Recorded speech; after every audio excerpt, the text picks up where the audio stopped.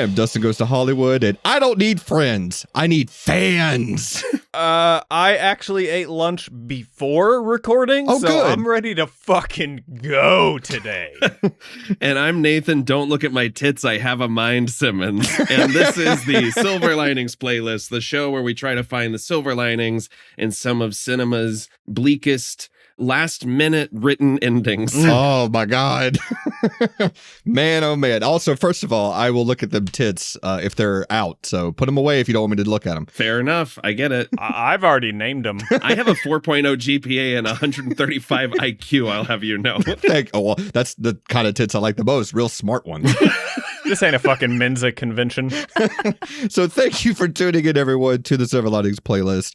My name is Dustin Goes to Hollywood, as I said in the intro, and this is our first time talking about the Scream franchise. Yeah. And unfortunately, the only one that qualifies for the show, I think in full, is maybe the worst one. I know a lot of people have their feelings about the third one, but on rewatch, I feel like this is the worst one. Oh, I don't know that it's... wow. I don't know that it's the worst one, but I will tell you, it's not good. It's not great. I've gone to bat for this one for a long time, and was it's one of those things where, like, rewatching it, I flashed back to every time within the last like 5 or 6 years that I've been like, Scream 4 is actually like pretty underrated, and I'm incorrect. It's kind of a bad hang. But we couldn't talk about this without bringing in someone who adores this franchise, but also sees its flaws. Ladies and gentlemen, Bruce Willis. Oh, God. Oh, no. He's respectfully not a great interview these days. Yeah. But I did bring on someone who the last time she was on the show did not share my last name. Oh. Please welcome, everybody, my wife, Ashley Simmons. Hi. The enthusiasm. Is it because DC talked about big tits for like 5 minutes before we introduced you? Hey, 5 minutes. That's fair. No, I love big tits. Oh, look, we got something in common. Hey. And also, we have something in common in that we have some thoughts on Scream 4. It's called Common Ground. Yeah, no, I agree with Nathan. I thought this one was way cooler than it actually was. So you like the franchise as a whole, right? Like, this is your franchise? Yeah. Okay. The first and the second one, I love the first one so much. Yeah. It's one of my favorite movies. I do love the third one because of Parker Posey. But then it sort of drops off from there. Sure. Well, and you were saying when we went to go see 6, you were like, the thing that's so great about the Scream franchise up to a certain point is, like, not very many franchises stick with their lead characters as long as this one does. And even like in the lesser entries, there's kind of like an appeal to being able to check in on your guys, and see how they're doing. Yeah. I do love that. Like, I'm going to be seated for 7, let's be honest. I didn't even know it was coming out. I have a lot of complicated thoughts about It's going to be dog shit. I hate everything about it. Sure. But I'm gonna fucking be there. That's fair. That's the reason, I should say, why I picked this movie. Me sitting down for Halloween Kills. Yeah, this is my Halloween Kills. That's the reason why I picked doing this movie this week, because, of course, the new film, Scream 7, is coming out.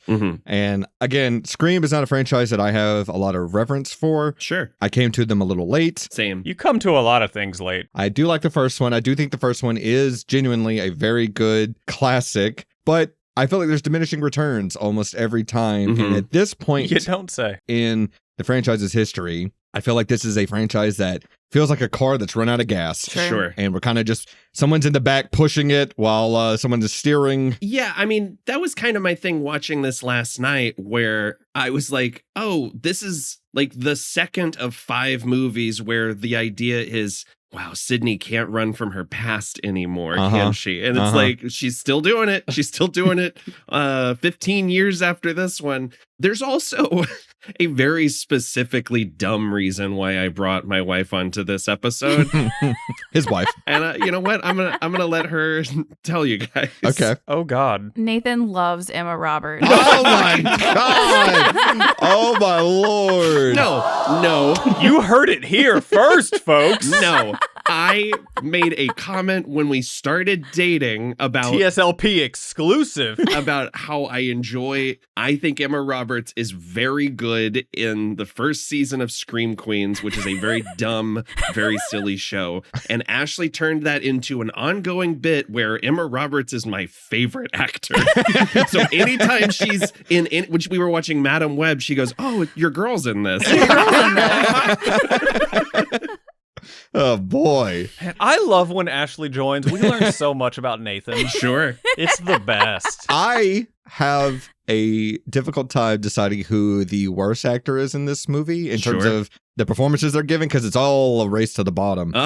Sure. I think almost every performance in this is bad. I agree. When we were about 5 minutes into this movie, well, I mean, I guess we'd just gotten past the. So you're 5 minutes in, so that's the second opening? Right. Uh-huh. I was like, I wrote the acting in this is abysmal. Even from the returning cast is like, they're not giving anchored performances. I think some of that is due to the fact this movie was constantly being rewritten and reshot, like to the point where like there are characters in this movie who were like replaced during filming. Like Mary McDonnell wasn't supposed to play the aunt, and she like replaced another actress, and then all of her scenes get cut to the point where we're like, who is this character? Why do we care that she gets stabbed? Right. No, I feel like that's, for the most part, most of the movie. Like, I don't find many of these actors, well, I should say, I don't find many of these characters likable. No. And also, the characters, the thing with the Scream franchise is you have to accept that all of these characters are going to be written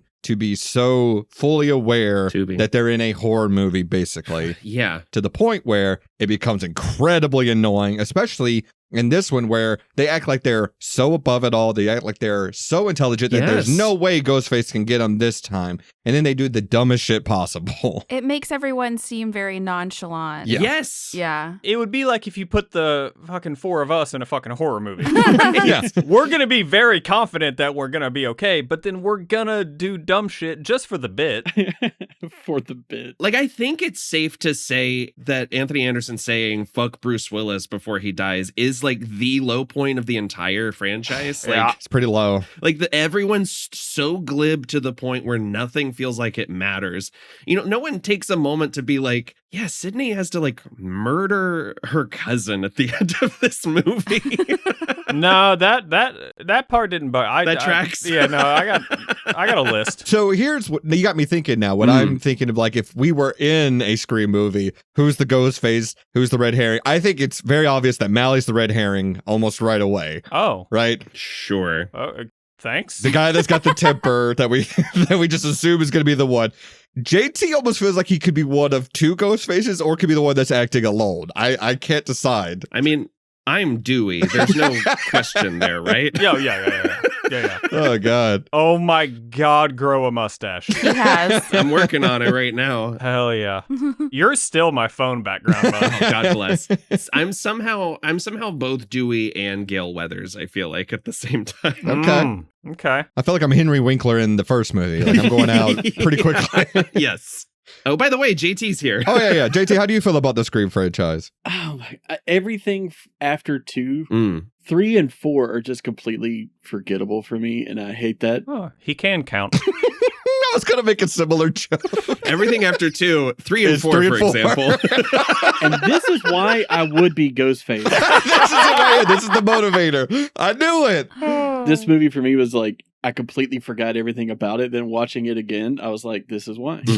Yeah. I go to bat for a lot of 3, even though it is, I wouldn't consider it to be a good movie. No. It is like, it's very Scooby-Doo. It's very silly. It feels almost like we're watching a stab movie instead of a Scream movie. But there are moments of just sheer stupidity that make me laugh so hard. Like when the house explodes and Parker Posey is rolling down the hill and she screams, "I can't stop falling down this hill," is, I think, one of the funniest moments in any horror movie. Yes, I love it just for that moment. This is why Scream 3 is not the worst. Yeah. I think the way, like, the metaphor Dustin used of, like, it's like a car running out of gas being broken down and people are pushing it is apt, except it's also like, yeah, but then like a golden retriever comes up and starts trying to help push the car.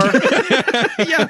Sometimes the car will crank for a few minutes. Yeah. And then you get that great like fire escape sequence in Scream 5, and then we go back to being silly. Yeah. Or Scream 6. I just feel like this one, it's unfortunate that it's Wes Craven's final movie. It feels like he's kind of going out on a whimper a little bit. I feel a lot of that can be laid at the feet of the Weinsteins, who were constantly meddling in every picture that he was making. I mean, we'll never see the original cut of Cursed. Yeah. Which by all accounts could have been Scream for werewolf movies. Mm-hmm.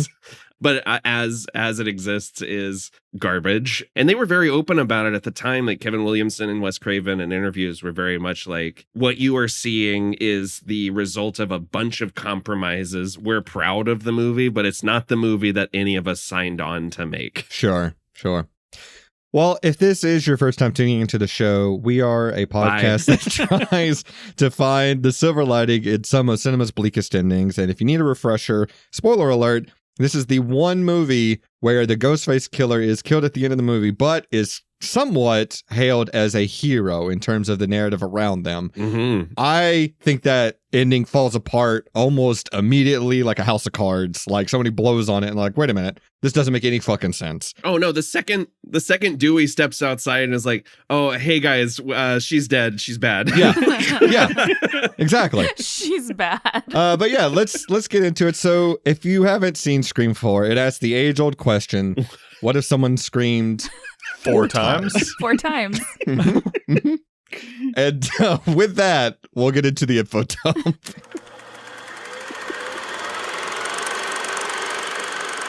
I've been wondering how you were going to thread that needle, and the fact that you barely tried is actually very funny. I actually was going to scream 4 times. I was like, that would be annoying. Yeah. Let's not do that. That would have been so much better. What if... So the year is 2011. The director, as we mentioned, is, of course, the great Wes Craven. Mm-hmm. The film stars, this is, again, Roger Ebert's billing, which I think is so funny, Kristen Bell. Yeah, sure.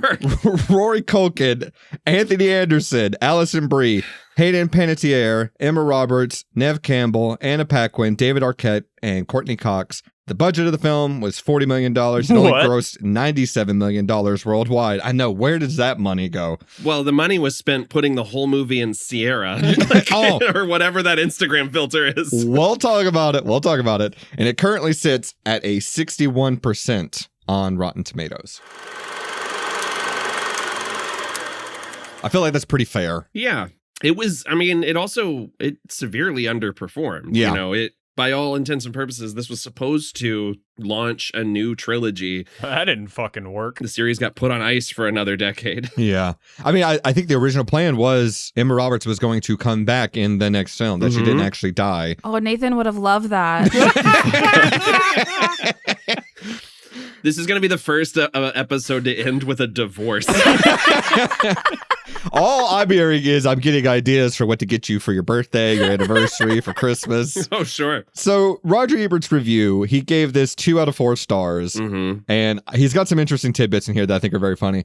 He's discussing why so many people have to die in these movies. And he says, why is the killer Ghostface so driven? The motive is eventually revealed, but I wouldn't go so far as to say it's explained. She spends 10 minutes explaining it. Yeah, she kind of over-explains, basically. Yeah. And then he says, Carl Malden once said the hardest thing he ever had to do as an actor was act as if he didn't know he was about to be hit in the head with a beer can. He could have been taking lessons from these girls who go through the whole movie acting as if they're not about to be stabbed to death, which I think is very funny. It is very funny. Ebert was so weird when it came to horror movies. Mm-hmm. And this is like I don't know, was this a year or 2 years before he died? I can't recall. Yeah, just a few. Yeah. Yeah. And then lastly, he says, Scream 4 provides exactly what its audiences will expect. One victim after another being slashed, skewered, stabbed, gutted, and sliced, with everyone in on the joke. Maybe that's your idea of a good time. Okay. I gotta say, I feel like this movie is like the least gory of the Scream films. Like there's, I don't know, aside from that one head stab, like there's not a whole lot going on here. I was going to say the first girl after the cold opening that gets killed, you see her fucking guts hanging out in the bed. Yeah, Sure. That was pretty rough. And that room looks like she was fed through a wood chipper. I don't know why there's so much blood. It's like Candyman showed up. It's crazy. Jackson Pollock showed up to paint her room with her own blood. It was fucking crazy. Before we jump into the trailer or anything else, I want to say I don't have a drink of the film, but I am going to enjoy a lemon square. Oh boy, I knew I should have made some lemon squares for the show. Huh? Oh, not good. While you're not enjoying those, Thanks for the update. Yeah. let's watch the At the Movies clip. And at this point, of course, Gene Siskel is gone. Yeah. And Ebert's not feeling too well, but he does give his review in this clip. So here we go. Okay. Roger is in his office with a review of Scream 4. The new horror film Scream 4 does a pretty good job of being Scream 4. And since that's probably what the Scream fans want, I guess it succeeds. on Who's both speaking fronts. for him? I'm Bill Curtis for Roger Ebert. Oh, okay. Like in the other Scream movies, the characters in this one are sophisticated about horror movies and devote dialogue to dissecting the genre before being dissected themselves. Those are Eric Knudsen and Rory Culkin, who, like some of the other characters, talk like they hang out a lot at websites about horror films. Yeah, we hang out at Basically, the movie websites. is Hang out at devoted to websites. one victim after another, being slashed, skewered, stabbed, gutted, and sliced. And maybe that's your idea of a good time. But it's not mine. Creepy. I like that. I didn't care for that at all. So for the listener, Ebert had throat cancer, correct? Mhm. Like he had actually had like the lower half of his jaw and like parts of his throat removed. So he was not able to speak during the last like 2 years of his life. Why are you laughing? Sorry. I'm thinking of a joke I don't want to say, but please continue. Fair enough. The other thing I was going to say is I'm really glad that he mentioned Eric Knudsen, who took me a minute to realize that's the guy from Saw 2. Uh-huh. And the whole time I was, and he's the guy from Crash and the Boys and Scott Pilgrim. Uh-huh. But I thought, how old is Dane DeHaan? Like the first time he walked out on screen. I like that in that review. Yeah, the guy narrating Ebert's review, that he's almost kind of doing a little bit of a Roger Jackson kind of Ghostface-esque voice there at the end, which I thought was pretty funny. Which, in case our listeners don't know, one of my favorite things in the world is that Roger Jackson, who voiced Ghostface, was also Mojo Jojo on the Powerpuff Girls. Mhm. Hell yeah. Incredible. Let's revisit the trailer and see how they were able to market Scream 4, which, if you don't know, the first 3 Scream movies came out within like a 4-year time span. And then it was like a decade almost where there were no Scream movies. And let's see how they marketed bringing this, the trio back. Of course, Gail, Dewey, and Sydney. So here we go.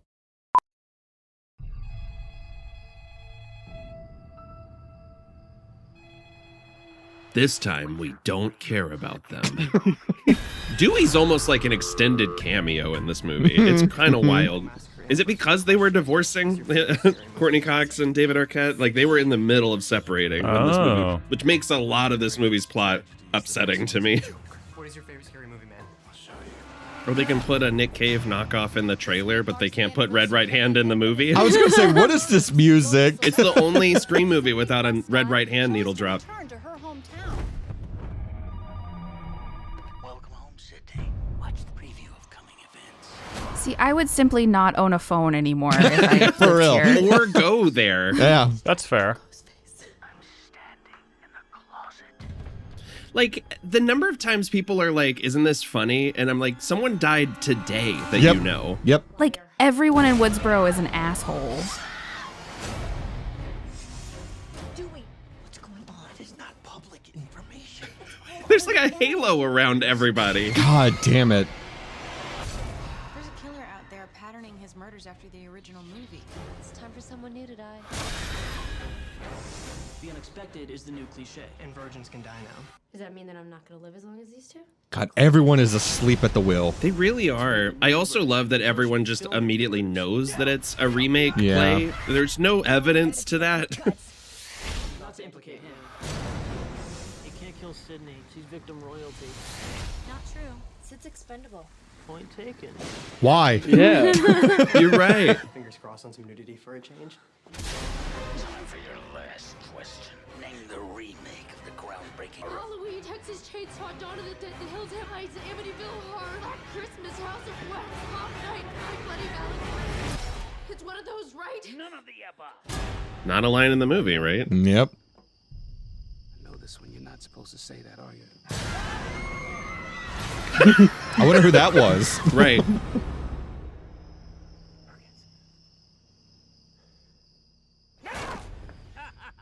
should have seen the look on your face. This cop deserves to die, like for real. Like people, you're on a stakeout and you're gonna pretend you got murdered for fun. I have a couple of reasons why that cop deserved to die that we'll talk about as we go along. Well, yeah. Are they real life reasons? They sure are. But there's another reason too in the movie that we'll talk about. But yeah, since this is our first time talking about the Scream franchise, before we get into the specifics of Scream 4, I do want to say that even though Scream is not necessarily a franchise I hold in such high regard, I do got to say I like that there is a timelessness to the design and MO of Ghostface. Yeah. I think there's something so primal about just a guy in a cloak, a mask, and a knife. Well, yeah. Wu-Tang is for the children. Absolutely. But right, that's all you need. Like the visceral nature of being stabbed to death in these movies is always so intense. Yeah. Yeah, I mean, from the very first, from the Drew Barrymore kill in the first movie is still like one of the most insane moments in the whole franchise. Her being strung up with her like intestines hanging out. Like it's sort of like an announcement that Wes Craven's back and he's not fucking around and these movies are gonna have like real, like people reacted like it was a real thing, you know, in the movie. They cared about the consequences of human life in that first movie. And it still managed to be very funny.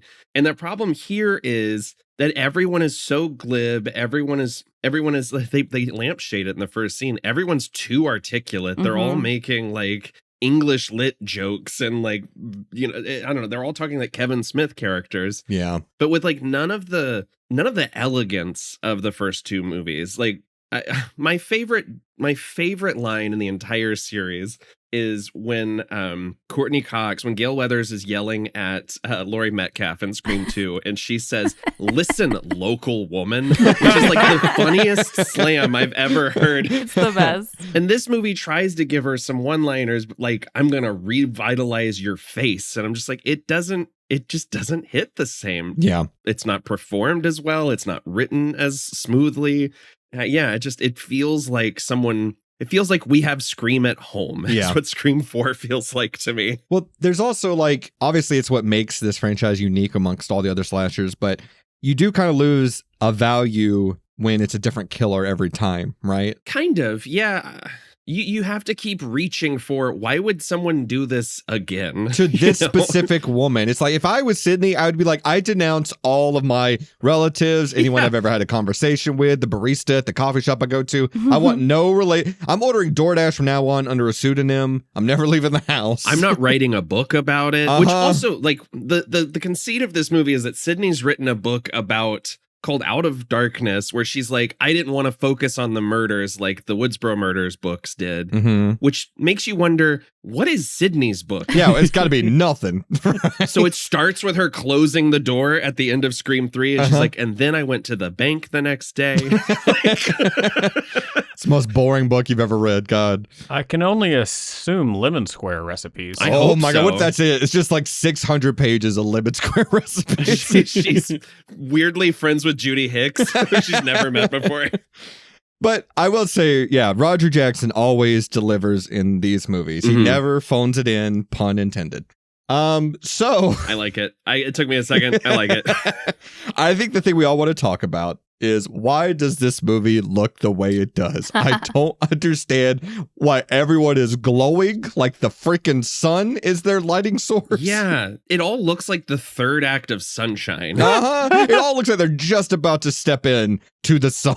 Everyone has a halo around them and looks like they're being airbrushed in real time. Like, there is a shot of Courteney Cox in this movie that genuinely like creeped me out because she's so smooth. Is it the shot where she's first walking into the bookstore during the book signing? Because that shot is fucking crazy. Rob Thomas and Santana might as well have played in the background because she is so smooth. She is looking smooth.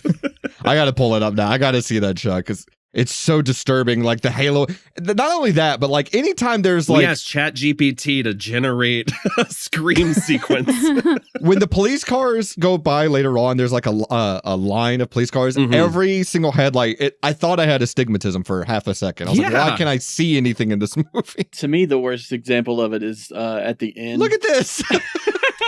Why are the lights from the umbrellas like bleeding into her hair? Right. Jesus. Oh, God. The stuff in the hospital shot even worse, I feel like. It just blooms out her face so much. Yeah. Yep. So yeah, we don't necessarily need to break down the cold open here because I feel like it's going to get way too complex way too quickly. Sure. But it's pretty similar to most Scream movies where there's a fake cold open. I like the Anna Paquin, Kristen Bell bit. Yeah. I do too. That's about where me liking this movie ends. Sure. I don't like the Inception layers that we have to go down. Oh, it's the Mission Impossible Fallout sequence from the Naked Gun remake. It just keeps revealing and zooming out over and over again. It just feels like they're trying too hard. Like, I think one of the problems with these later Scream movies is they have to find a way to justify their existence in terms of the meta-ness about these movies. Yeah. Like, oh, well, now we're doing a remake. Oh, well, now we're doing a legacy sequel. And that, yeah, and it's just, I feel like even though that's the crux of what makes these movies different, I feel like you kind of need to start ditching that because especially in this movie, they ditch it almost entirely. They do. Like that, you can't say he's trying to do a remake and then have all the kills be different, have all the set pieces be different. I mean, that's what Scream 3 was. Scream 3 was a movie about Scream 1 and 2. Sure. So they could have done something really fun with it because especially because Wes Craven was a director who in 2011, like 3 of his biggest films had just been remade. Like The Last House on the Left,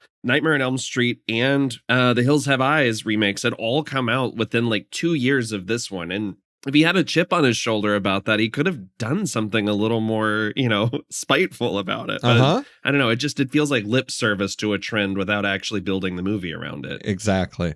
And the second most important thing I have to point out about this movie entirely is during this cold open, I had a flashback that led to an aneurysm when I saw The Sidekick. Oh, yeah. Do you boys remember The Sidekick? Yeah. Sure. Oh, my God. Holy shit. Who all here had a scene kick? I did not. Okay. I had a lot of friends who had them. Yeah. I definitely had one. I was poor. Same. Yeah, same. Gotcha.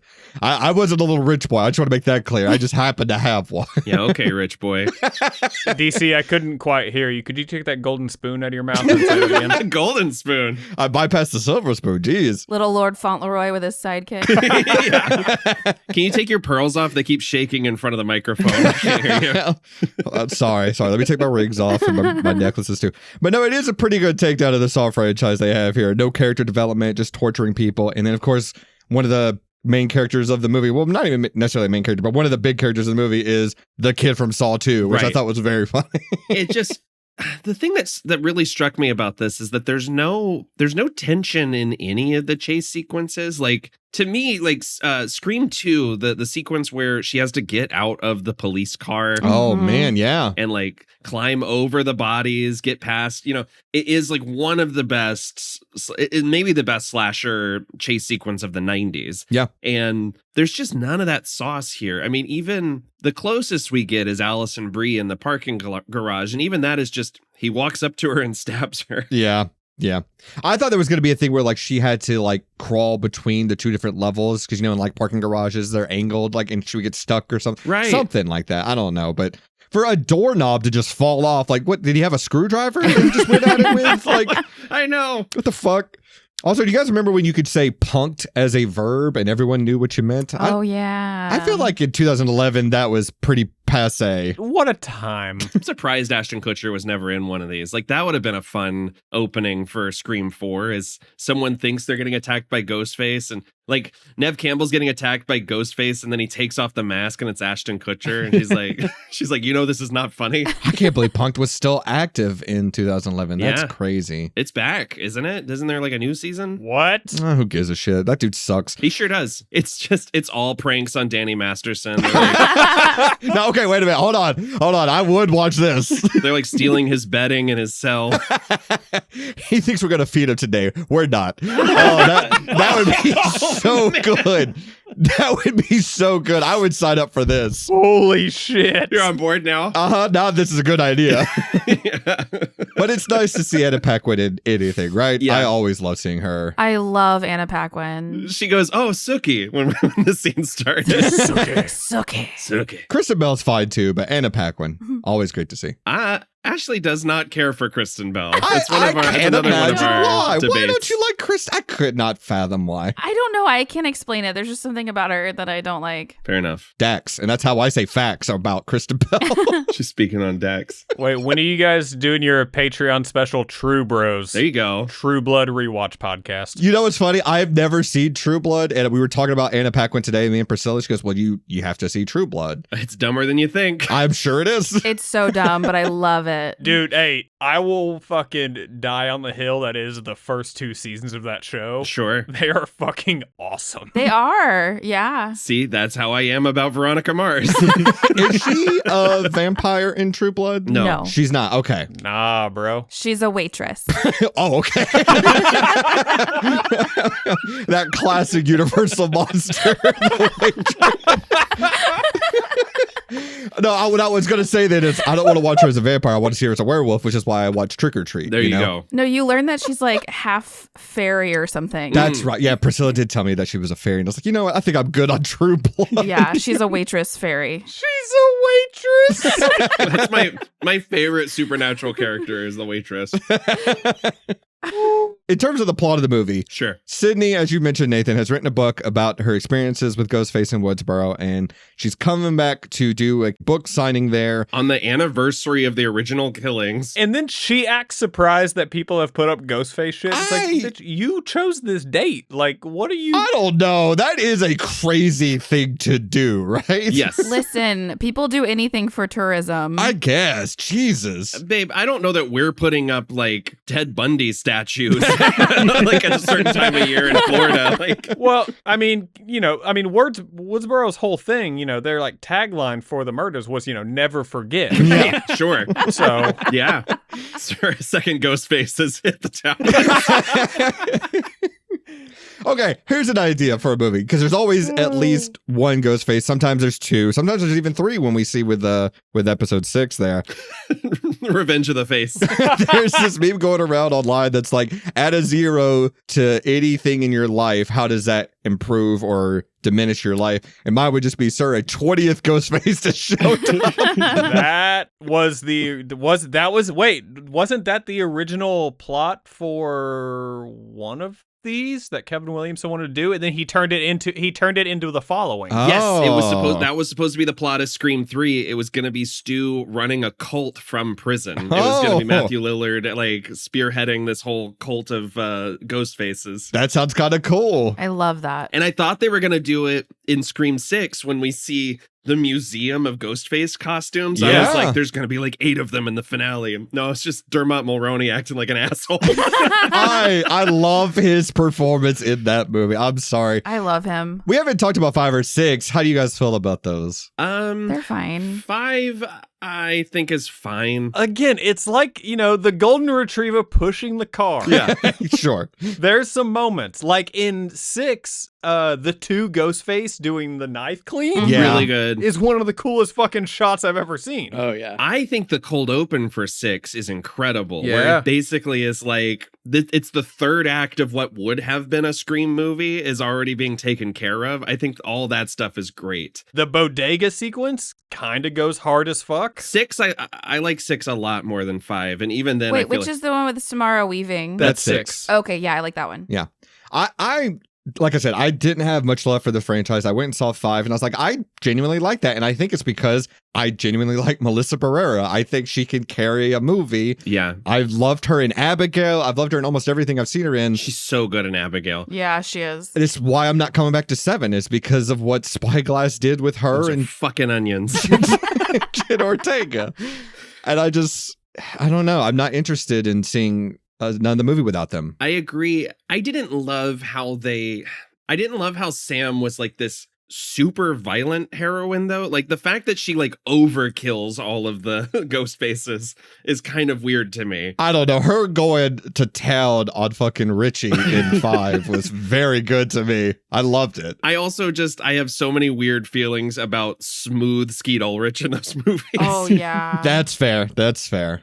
I remember sussing out that it was Maroney in 6, like almost immediately, and I fucking wet seal looking ass Skeet. And the fact that there was 2 other ones was a fun surprise. Yeah. Also, it's always great to see, I can't remember her name, but the actress that was from The Leftovers show up in another movie too was really good. Mm-hmm. Loved her. Wait, actress from The Leftovers? Yeah, she's one of the ghost faces. She's Margaret Qualley's friend in the first season that I was like, I hope she comes back, and she never does. Oh, right. Wait, are you getting her confused with Emily Mead? I don't know. Am I? I swear it's the same girl, isn't it?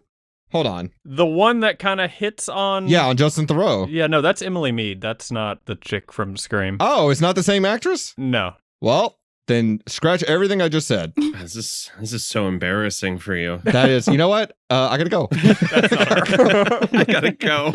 That's crazy. I swore it was. They look almost identical. That's crazy. They don't at all, actually. Look, hang on. No, look up Emily Mead. Okay, we'll do a side by side. This will just be for us. Emily Mead. Well, in these photos, they don't. No. Oh, that's a completely different person. They don't look the same at all. I feel like they have the same eyes almost. Nah, dude. I can't tell women apart. Is that what it is? Nope. You're not convincing anybody on this call. No. That's fine. That's fine. Brother, you have lady blindness. I guess so. I can only see my wife. Every other woman looks exactly. Hell yeah, brother. That's right. That's right. Isn't this Ashely right here? Yeah. Only got you eyes for you, Priscilla. Anyways, so Sydney's got an agent played by Alison Brie. Yeah. And Dewey's the sheriff now. He and Gail are living together. Dewey's got a new deputy, Miss Judy Hicks. Played by Marley Shelton, who I adore, and gets almost nothing to do in this movie. Not as much as Emma Roberts, though, right? Oh, of course. Of course. Let's be clear. I'm so happy Ashely has graced us with this information and this bit. I'm going to have a fucking field day with this. Don't you wish you'd known that when we did the hunt? Oh, shit. I wish I had known this at your wedding. I would have brought a date in the form of a cardboard cutout. I'm just saying, we did 2 weddings, so if y'all want to do a second one, you could do one. There you go. So yeah, speaking of Emma Roberts, we get introduced to Jill, who is Sydney's cousin, and she's best friends with Kirby, played by Hayden Panettiere, and this other girl named Olivia. Yeah. And she's basically our new Stu, Kirby is, who's basically obsessed with horror movies, although... She's kind of the new Randy. Randy, she's like sorry. cool Randy. Excuse me, Randy, yes. I don't know why I get Randy and Stu. All guys look the same to Dustin. All guys look the same to me. Well, this movie has like 3 Randys, technically. It does. Everyone's a Randy now. Everyone's a Randy. Ashely hates this character. I don't know that I've ever seen her have like such a visceral reaction to any character other than Kirby. I liked her, but more this time around. But the first time I watched it, I'm like, who acts? I don't know. I didn't like her. Well, it's the way all the characters are written is who acts like this. Yeah. I'm kind of with Ashely. This character sucks. I think she's fun. I think she's pretty good in 6, though. I like her in 6 a lot. Yeah. But speaking of characters that I feel like I don't need is Alison Brie in this movie. I don't know why her character is in this. Yeah. It feels like just another body to be added to the body count. It seems like they're setting her up to be a red herring for one scene. I threatened to kill his cat. Well, it feels like she's like another Gale stand-in, Sure. someone who's trying to profit off of Sydney's trauma. And I don't know. I didn't need that. And also, I thought they were trying to make her like a red herring. Yeah, I guess so. Yeah, because she's like, oh, we came back at just the right time. And Yeah, like she wants to make money off of the more murders and stuff. Sure. And look, as shitty as her character is, I really like her performance. Oh, yeah. I don't think she's good in this either. There's something about... I don't think anybody's good in this movie, unfortunately. No. Yeah, that's pretty accurate. I think I like Alison Brie because anytime she's on screen, she's almost always bubbly, and Sure. that energy is a bit infectious, and it gives something a little bit different. But I think that's more just the fact that it's Alison Brie, yeah, not that it's Alison. It's not Alison Brie giving a good performance. No, it's not. It's just her presence. It's just Alison Brie. I like when she's not that. Like in Glow and then like The Rental. She's so good in Glow. Mm-hmm. It is like Annie from Community. Yeah. Just popped into this movie. All grown up. Yeah. We try not to sexualize her. Everybody has like a half storyline, right? Like we're told that Dewey and Gale No. No. Hang on, let the man cook. We're told that Dewey and Gale are having marital problems, but we're never told why. Like, what are they fighting about? And it just seems that they're like, look, we're getting a divorce. Can you kind of like separate us for a big chunk of the movie? Yeah. Yeah. No, we find out what their issues were in fucking 5. Yeah. Sure. Yeah. 10 years later. Yeah. I'm not saying that's definitive. I'm saying it's fucking stupid. The only thing that I know for sure is that Dewey fucking rules because Axel F is his ringtone. Yep. Yeah. That wasn't Crazy Frog? I wish it was the Crazy Frog version. Yeah, yeah.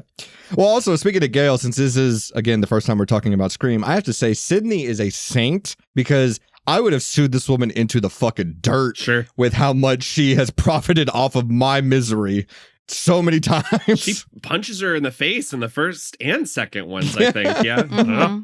I would have done a little bit more than that. You would have punked her. I would have punked her. That's what I would have done. But at least Gale doesn't have that just fucked my shit up haircut in this movie. Oh Thank my God. God, those bangs. Oh, I love the baby bangs. The bangs in 3. Oh, God. I had a t-shirt with those bangs on them. God. I wish I still had it. Give me the baby bangs and a neon pantsuit. Yes.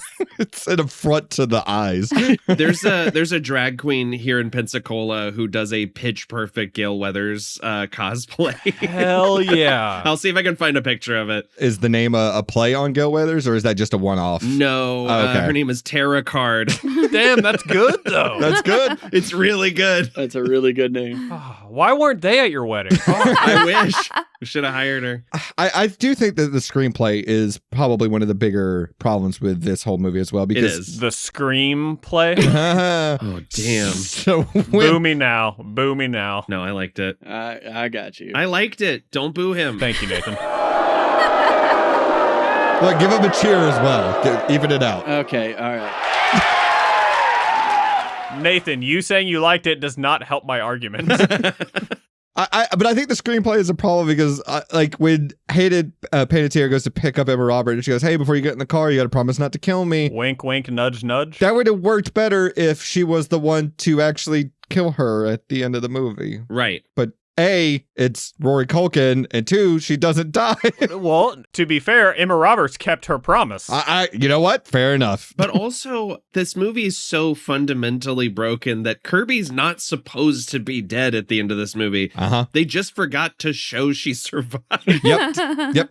Also, aside from the movie looking fucking terrible, I thought the audio mix also wasn't very good. Agreed. Because one of the girls that dies in the beginning of the movie... I had to put on subtitles. Well, that was the thing. One of the girls that dies at the beginning of the movie is named Jenny Randall. But the way, I think it's Emma Roberts says it, I swear she said Jenny Rambo died. And I was like, enough with the fucking meta names. I was so mad for no reason. And then I do think I have to bring this up specifically for Mally. Okay. Dewey says to Gale at one point, they're talking about how none of the kids seem to give a shit about all the Ghostface stuff that's up and everything. And he says, one generation's tragedy is the next one's joke. And all I could think of was 9/11 in this moment. Sure. That's all I could think about. Same. Also, Judy hitting on Dewey by saying, I wish I'd been old enough to be on the force when you were solving those crimes. Is really icky. So creepy. And on top of that, there are constant references to Dewey and Gale solving the Ghostface murders, which absolutely did not happen.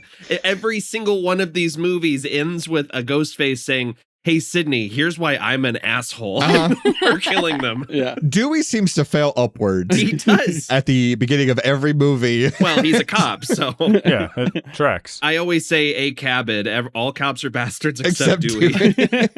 Where was Dewey on January 6th? You know what? That's a good question. I need to know. Oh, man. He was in a trailer park, I think, according to Scream 5. Mm-hmm.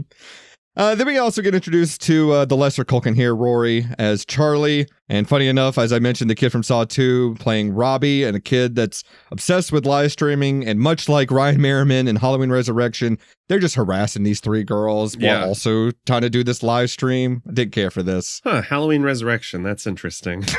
Is it? Is it interesting? Yeah. That's a movie. Definitely won't come up later this season. God damn it.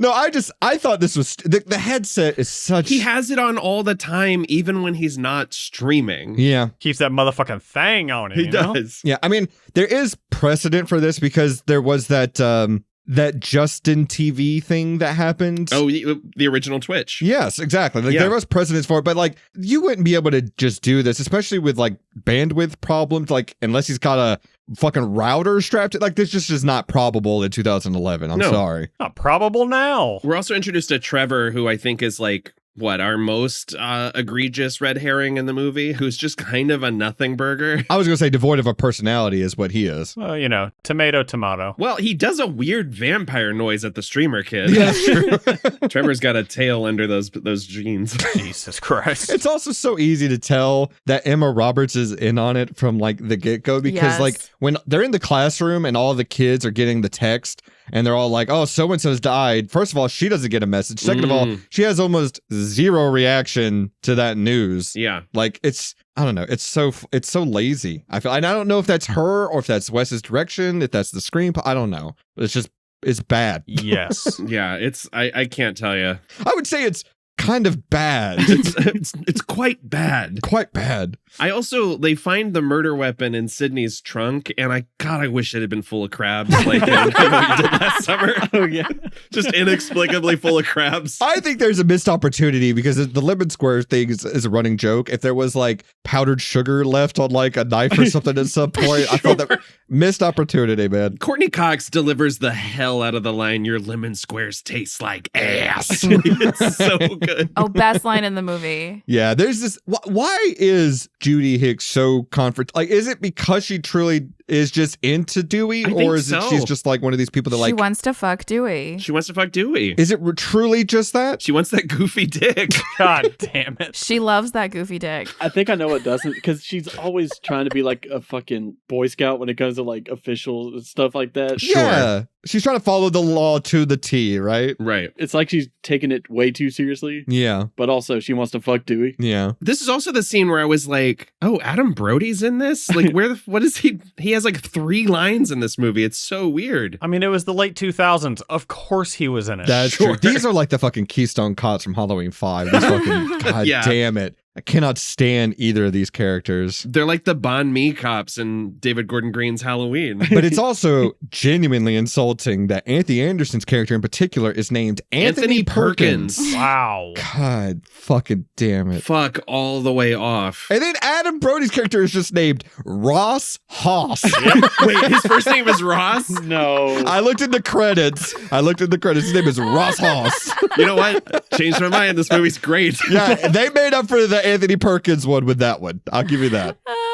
That's amazing. That added 7 stars to my 4-star scale. But yeah, to your point, like they find a murder weapon in Sydney's rental car, and first of all, she's not taken in and is like, we're going to keep you under arrest until like that is probable cause. Dewey says you're not a suspect. Don't worry about it. Yeah, I'm just like, what? there's a bloody murder weapon in the car. How is she not a suspect? And Alison Brie doesn't have to go to the station either. But Sydney is like nonplussed that this shit is happening for a 4th time. Right. No, she doesn't care. She's hanging out with her cousin. Dewey says nobody thinks you're involved, but everyone is a suspect. And I wrote down, those are 2 separate things. Those are 2 separate ideas you're holding in your head. Oh, God. And then, yeah, we get introduced to Emma Roberts' mom that is like a non-character in this movie. Yeah. It's so bizarre. Well, there's a hint that she could be an interesting character. She's the one person who points, you know what I mean? Like, there's a bit where Kirby's talking about how cool it is that Sidney Prescott's here, and she must be covered in scars. And then, like, Mary McDonnell is basically like, my sister was raped and murdered, and then like my family's been terrorized by killers for decades. I mean, the true unsung fucked up thing about the Scream movies was the slut shaming of Maureen Prescott. Like the number of times that everything is blamed on Maureen Prescott being a sexual person. That third movie. Yeah, that's like the plot of the third one. And then like a woman who was, again, raped and murdered. And everyone's just like, fucking slut. That's the reason why Ghostface is here. She deserved it. Like there's a line like that in this movie. You're just like your mom. And it's like, what are we doing? So in this one, Sydney is like holding up with Emma Roberts' family in their house and everything. And at the same time, the cops are trying to keep, a watch of all the other friends that are around Emma Roberts and the girls that were murdered at the beginning. And so you've got Anthony Anderson and Adam Brody sitting in a police car watching this girl walk up to her house. And he makes some comment about how he wouldn't mind like being parked in her house or something, like some corny comment. Oh, God. And I'm like, very cool for him to do that about a high school girl. High schooler, yeah. And also, very interesting for him to say that since he had 2 separate sexual assault allegations less than a decade before, and then had another 7 years after this. And I will remind you, because you probably forgot about this, that weird interview he had with Lindsay Lohan, who was 17 at the time, where he admitted to liking underage girls. So, really weird. Very cool thing. It's up there with Roman Polanski doing an anal cavity search in Rush Hour 3. It's like, why is this in a film? Are we sure he wasn't at that unsanctioned halftime show as like an attendee? Are we sure? Because him and Kid Rock seem to have the same interest in girls.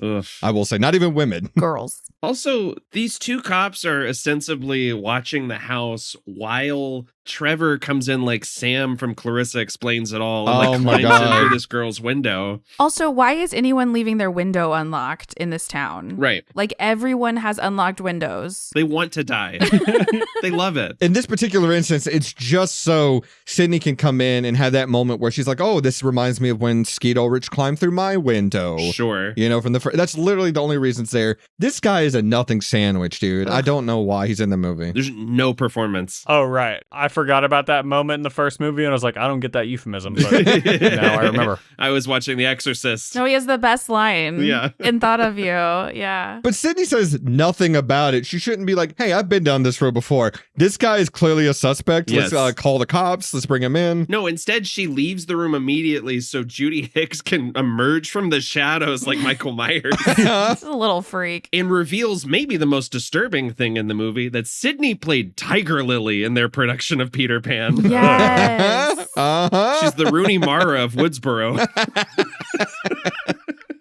Yeah, this her stepping out of the shadows is, I was expecting a hiya, Georgie. Like, it's so disturbing. So weird. It's pretty rough. I'm like, why couldn't they like make Sydney windy? I know. Like, why'd they have to say, like, you know what I mean? Like, it's something that's fake. You could say anything. But I forgot that Sydney was a drama kid, and it reminded me that Agamemnon sequence in Scream 2 is one of the funniest things I've ever seen in my life. It's so weird. So great. It's also so weird that this scene takes place at night, yet you wouldn't be able to tell because her desk and lamp and everything is glowing like the fucking sun. It's so bright. The Ark of the Covenant. I'm surprised all their faces didn't just melt off right here. That's where God lives. Oh, God. So they're watching a movie or whatever, and they're talking on the phone with their other friend, Olivia. Kirby and Jill are. And Olivia doesn't want to come up because, quote, she fears the Reaper. Because the song from the first movie and from Halloween. I also like that Jill's got just a photo framed of a golden retriever, much like you said, Mal, by her back. Yeah. Wow. That's the one that's carrying the whole movie on his back. That guy right there. I also feel like the other Scream movies didn't have like egregious bra scenes. Yeah. Like, it's super weird that Olivia just walks around topless for like a whole scene. Not to be a prude or anything, it's just, it feels like not a Scream move, you know? Do you not do that, Nathan? I do it, of course. Oh, he walks around in a bra all the time. Yes. It's called a manzier. I like that. My girdle. I'm trying to remember, is there any nudity in the Scream franchise? No, not really. No, that's why there's a joke about it in this movie, is that there's like pointedly no nudity in them. Rose McGowan's nipples in the first one were enough. Yeah. Right. Well, also, they're high school girls, so thank God for that. Sure. But yeah, no, they're having this phone call with the girl across the way that's in her house, and Ghostface calls Kirby and says, I'm in the closet, and she opens the closet. There is nobody in there. He just says, I didn't say your closet. He bursts out of Olivia's room, and man, this death is brutal. And it's a good bit too. Like, it's very urban legend, but like I didn't say it was your closet. I think that's a pretty nice reveal and surprise. And it's pretty scary. Yeah, but yeah, this death is like you said, he like repaints the room. Jesus. Like he Chip and Joanna Gaines's that whole house with her blood. Like it's a pretty good visual of like Sydney and Kirby and Jill looking out the window across the way to see this girl getting stabbed to death. Mm-hmm. And then yeah, she runs across the street and this girl's intestines are hanging out on the bed and everything. Ugh. Sydney's very calm when she runs into this room full of blood. Mm-hmm. Okay, but she also grabs the wall covered in blood to brace herself. She sure does. I'm just like, ew. Contaminating the scene. Uh-huh. How was she not a suspect? This is also the most agile Ghostface ever. Oh, Like, yeah. one of the things I love about the first few is Ghostface always moves like a fucking idiot. Uh-huh. Like every Ghostface like is like, oh shit, oh fuck, and like tripping everywhere. Mhm. This one does a leg sweep like Cobra Kai. Like, it's really kind of surprising. I also got to say, don't show me a better movie in your movie. I don't want to Sure. see Shaun of the Dead on the screen and then remember, oh yeah, I'm watching Scream 4 now. This room looks like a disaster. This girl, the human body does not contain that much blood. Yeah. Well, she just drank a bunch of blood. Did Rob Zombie direct this scene as like a guest director? Oh man, I have a note about Rob Zombie coming up. Me that, too. I just could not fucking believe. This scene genuinely looks like when Annie gets killed in his Halloween 2 and the bathroom is just floor to ceiling blood. That's what this looks like. Sure. Yeah, this death's brutal. I like that he like halfway tosses her out a window. Yeah. That's pretty intense. Well, it's that thing where you think it's gonna be easy, and then you get her halfway through, and you're like, I gotta lift this person. I'll just leave her. It's fine. Rory Culkin must be fucking shredded under his shirt and everything, because this dude just going around picking up people left and right and tossing them through windows. Should we rank the Culkins? Oh, is that worth it? How many are there now? Is there 3 or 4? I can never remember. I think it's just 3, right? It's Macaulay, Rory, and the real question is who wins in a fight, the Culkins or the Skarsgårds? Oh, the Skarsgårds bought the floor with them. Like, Sure. are you kidding me? Yeah. I think if you set the Culkin brothers on top of one another, they still wouldn't read Alexander's height. I don't know. I feel like the Culkins, they're feisty little fuckers. Kieran is for sure. Okay, Rory Culkin with his look from this movie as Tarzan.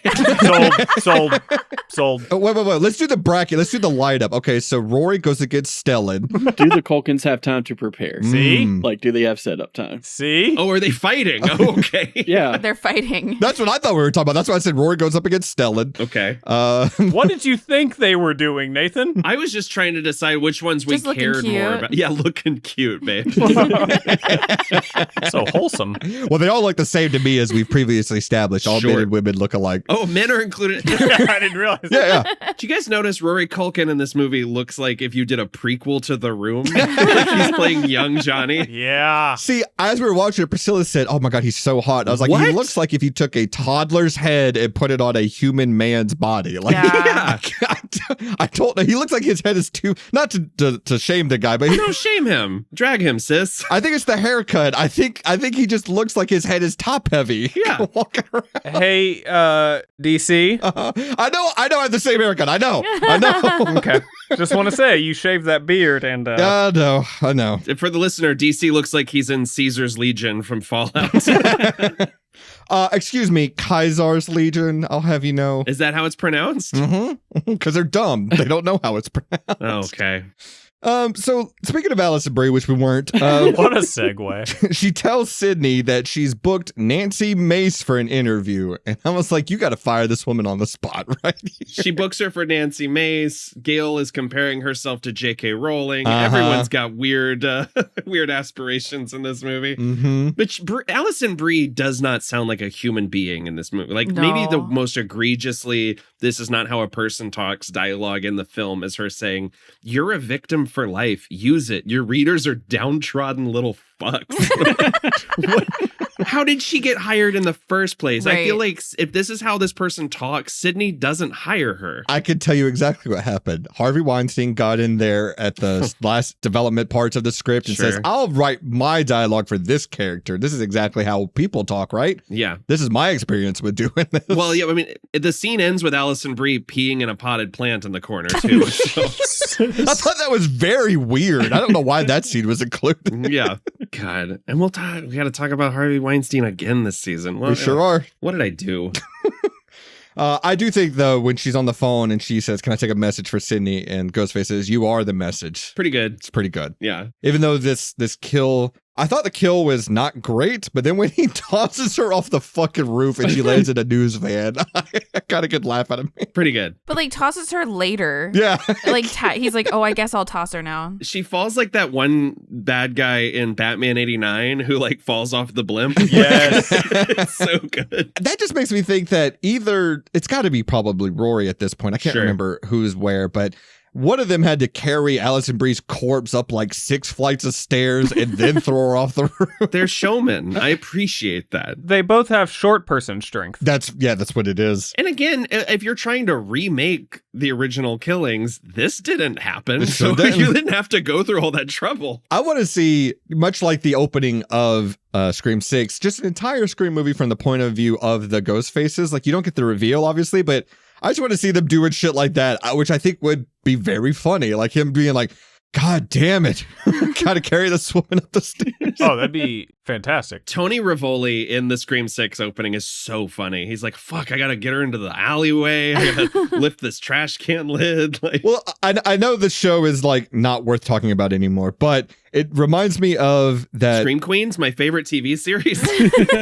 That one interdimensional cable episode of Rick and Morty where there's the commercial and it ends and then the guy just gets in his car, drives home and everything. Like, oh, the commercial's still going? Yeah. And then like he gets home, he makes a like that's what Scream 6's opening felt like to me, which I really enjoyed. I did too. It's great. So she gets in the car here before she gets killed, and you know she looks in the back seat, which is like a trope, right? Anytime a character in a car in a horror movie gets in, they always have to check the back seat, make the serial killer's not there. Except for urban legend. That's a good point. Urban legend's the reason I fucking do it in real life. Same, because you're not always gonna have Brad Dourif screaming at you. Yeah. Mm-hmm. God, that's the dream though. I know it wouldn't make any sense logically, but it would be so funny to me if we saw a character get into the car, try to leave, and then the killer turned out to just be sitting in the passenger seat. I think that'd be very fucking funny to see in the movie. She checks the back seat, then starts driving, and then they come out of the glove compartment.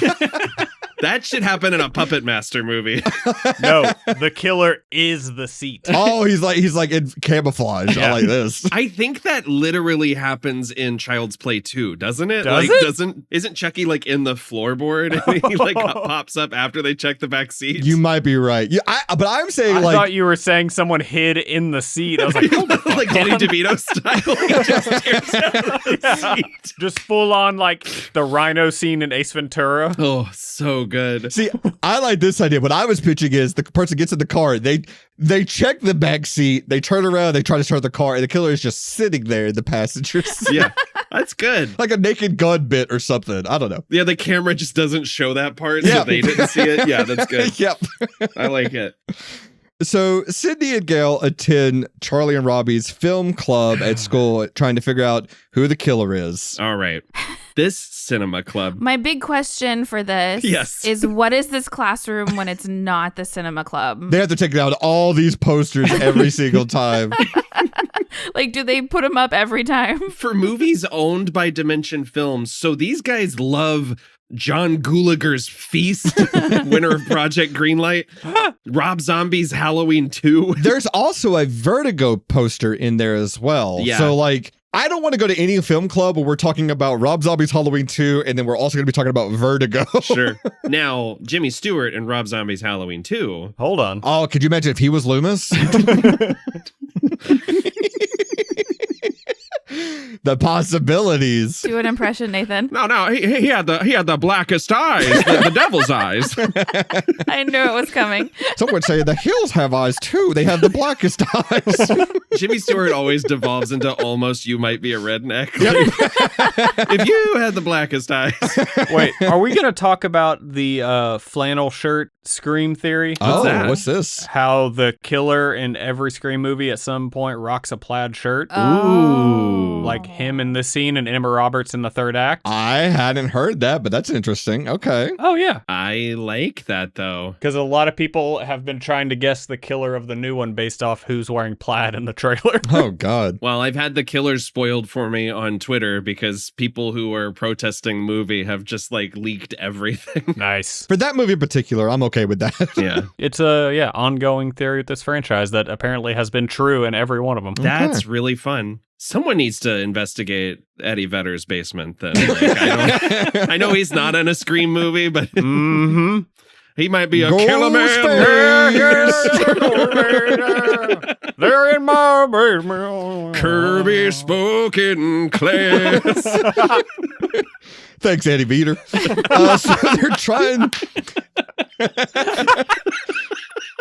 This is the scene that's in all the Scream movies, right? Where they're like having the dissertation on the state of horror movies today, right? And this is the one where they're like, oh, the remake has to outdo the original. And I'm like, this is the weakest of them I agree. because there's no evidence to tell us that they're doing a remake, right? Other than they just say it. Right. Someone's doing a remake. And the person who says it is the killer. Yep. So it's like, this should tell you right here who the killer is. There's also, he drops the whole thing about like, well, you could survive a horror movie if you're gay, which has never been the case. That's not, Friday the 13th Part 2 famously has a gay guy, a character gets killed, right? Yeah. Or maybe it's never mind, the actor is gay. Yeah. That's what it was. Yeah. I don't know. I don't think that's ever been a thing. I don't know. And if you're doing a remake, wouldn't you want to be subverting? Like, I don't, this is what I'm talking about. This, you get into the fucking weeds doing all this shit, and it just gets lost in the sauce, dude. It's also very weird that like it opens it up for this kid to say I'm gay, and then Ghostface kills him extra hard. It's just like canonically, Ghostface is homophobic in this movie. Yeah. Yeah. I don't think he was gay. I think he's just saying that to not die. Well, yeah. He was just saying it, yeah. Neither matter. I will say that. No. But also, it's Wolf Creek poster. I was going to say, there's a Wolf Creek poster, and then the next shot across from it, you can't have a Green Mile poster. What is this film club? Yeah, you can. I said the same thing. Both are films, Dustin. That's you know true. what? That's what they have in common. Touche. That's very true, JT. JT, I want to sign up for your class. JT just plays stuff and is like, okay, is a film, is not a film. Is a film. Yeah. It's a video, not a film. Right. Yeah, they play Showgirls, the Exposed, whatever that movie was that we watched. Whatever that shit was. But they talk about they're going to have a stab marathon that night. There's a party happening because, again, even though a bunch of teenagers are dead, we got to have a party. Mm-hmm. Got to. And you'll never find it, even though there's a giant sign that says Stabathon and they're playing butt rock inside at like full blast. Wait. Before we go forward, Emma Roberts, her snack is chocolate milk and a cheese stick. Oh my God. What? I thought it was disgusting. What a psychopath. Her and Corey need to get up. Chocolate soldier. Oh, she's not even drinking like a cart. She's drinking out of the gallon of chocolate. Chocolate milk and a like a Swiss cheese stick. Like that's white cheese. That's too much white. Jesus. Too much white. That's also my rapper name. White cheese. Introducing the chocolate flavored milk and the white cheese starfish.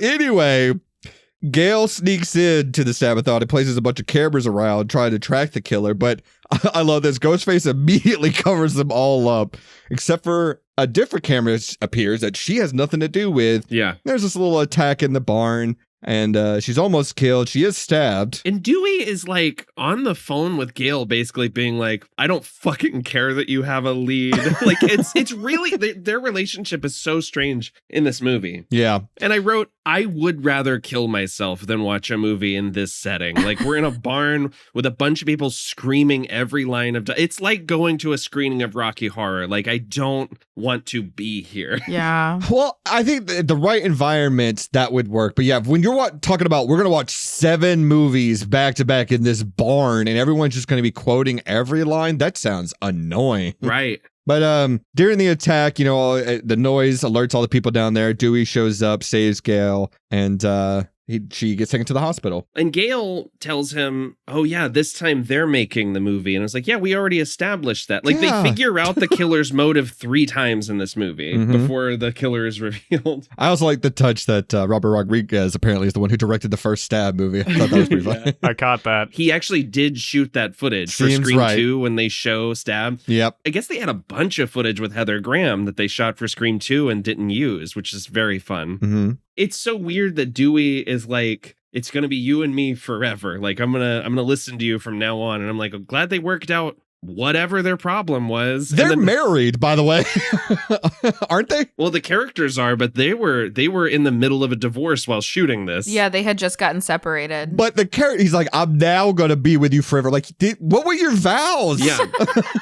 I might be with you. For better or for worse, motherfucker. In sickness and maybe health? I don't know. Ashley, I would follow you to a murder barn. Oh, thanks, babe. Aw. No problem. Yeah, same. Very sweet. So meanwhile, Deputy Perkins and Haas Those were our vows. are killed by Ghostface as they sit outside Jill's house, keeping watch over Sydney and them. Good. I don't know. I hated this.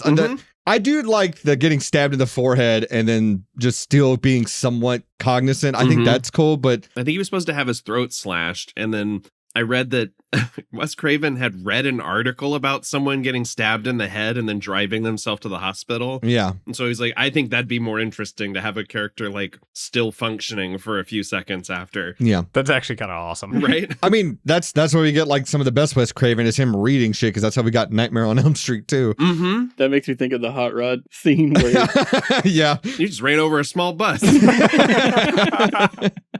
He gets to the hospital. The paramedics are like, I give him a week. That's really insensitive. But yeah, fuck Bruce Willis doesn't work in 2026 where we know all that dude has gone through. It didn't work then either. I remember that line just getting a groan from me. And like, then we cut to this reporter talking about Gail being in the hospital. And it's like the doctor from Family Guy where the reporter is like, the killer's latest victim is Gail Riley. She's expected to make a full recovery.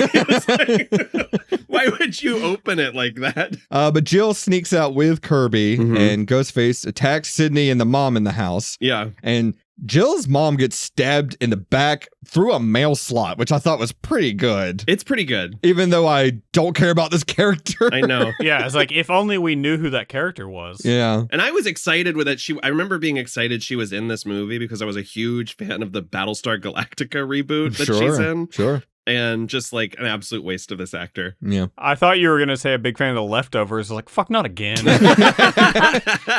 This is the woman that joins the cult, right? Yes. Yeah. They're both in The Leftovers. Gotcha. This is Margaret Qualley and the mom in that movie. Correct. In that show. Yeah.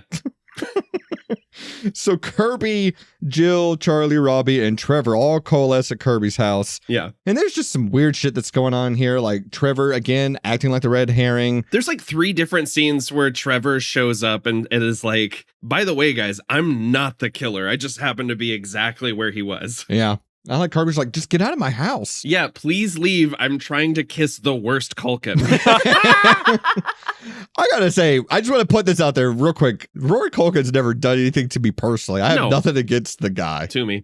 No, I agree. Not that you're aware of. That's very true. But it just on the totem pole, he's the bottom rung. I'm sorry. Someone's got to be at the bottom. I'm sorry. He was good in fuck, what's the... Exactly. No, I'm just trying to think. It's the movie about the Norwegian black metal scene. Oh, is it... Fuck, what is it called? Oh, Lords of Chaos. Lords of Chaos. Yes, I was say I can see the poster. Yeah. I can see the poster in my mind, yeah. Yeah, I almost said Deathgasm, not the same thing at all. I do like the bit where Robbie falls down and the camera gets turned around, and that could have been a fun bit if we'd gone on a little longer. Like you could have done a whole set piece of him seeing Ghostface behind him and trying to run away like while watching Ghostface, but it's just kind of wasted. We get a setup and then we just kill him immediately. Yeah, and at the same time, I gotta ask, where are all these kids' fucking parents? Like, why are all these kids in this house? They're all drinking booze. Yeah, this is Kirby's house. Yeah. Right. Also, is Kirby her first or last name? Oh, you know what? I think it's just one name. I think she's like Seal. Oh, she's not. Her name isn't Kirby Nintendo. God, what if it was? Is her name Kirby Enthusiasm? What am I getting? What am I getting? What am I doing? What are you doing?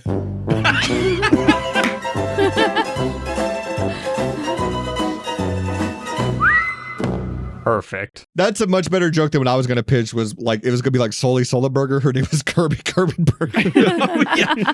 I like that. I like Burger. Yeah, she saved so many souls this night.